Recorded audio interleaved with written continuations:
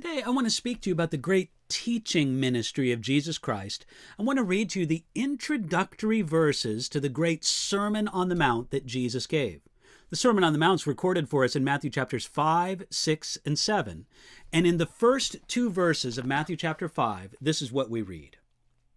And seeing the multitudes, he went up on a mountain, and when he was seated, his disciples came to him. Then he opened his mouth and taught them, saying...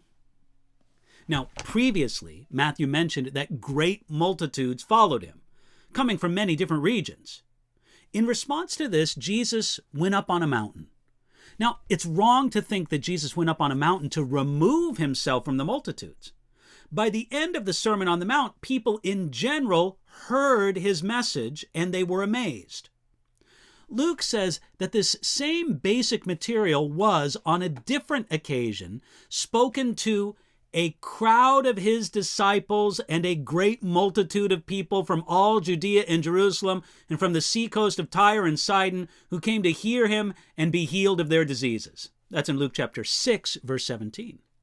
Yet in the beginning of the teaching, Luke writes, Then he lifted up his eyes toward his disciples and said, that's in Luke chapter 6, verse 20. You see, the sense of this is much the same as in Matthew, that this sermon was spoken to the disciples of Jesus, but disciples in a broad sense of those who had followed him and heard him. You see, it wasn't in the narrow sense of only the 12. Therefore, Jesus spoke on a mountain, not a cave, not a secret place. This was a message directed towards disciples in a broad sense, and for everyone who would hear. Jesus didn't have two sets of doctrine, one for the many and another for the few. His highest teaching was to be heard by anyone who would listen. When he spoke on this occasion, Jesus took the common posture of a teacher. It says, when he was seated. Then Matthew tells us he opened his mouth. This means that Jesus used his voice in a strong way to teach the crowd. He spoke with energy, projecting his thoughts with earnestness. What he said in the message that follows has long been recognized as the sum of Jesus's or anyone else's ethical teaching.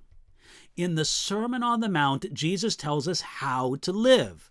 It's been said that if you took all the good advice for how to live ever uttered by every philosopher, or psychiatrist or counselor, if you took out all of the foolishness and boiled it down to the real essentials, you would be left with a poor imitation of this great message by Jesus Christ.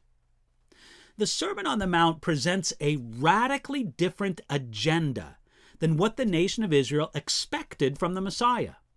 It does not present the political or material blessings of the Messiah's reign. Instead, it expresses the spiritual implications of the rule of Jesus in our life. This great message tells us how we will live when Jesus is our master. It's important to understand that the Sermon on the Mount does not deal with salvation as such, but it lays out for the disciple and for the potential disciple how regarding Jesus as king translates into ethics and daily living. It even might be that the Sermon on the Mount was Jesus' standard sermon, and that its themes were the core of his itinerant message. It was a simple proclamation of how God expects us to live, contrasting with common Jewish misunderstandings of that life. It may be that when Jesus preached to a new audience, he often preached this. He used this sermon or the themes from it. Yet we can also regard this as Jesus training the disciples in the message that he wanted them to carry to others. It was his message that was meant to be passed on to them and then through them. William Barclay says something interesting about the verb translated taught here. He says that it is in the imperfect tense, and therefore it describes repeated and habitual action. And the translation should be, this is what he used to teach them. Now, friends, It's time for us to stand as students, to let Jesus sit as our teacher before us, and to allow him to teach us what we need to learn. Jesus wants to open his mouth and speak with authority to us, if we will only listen to him. Will you receive what Jesus has to tell you today?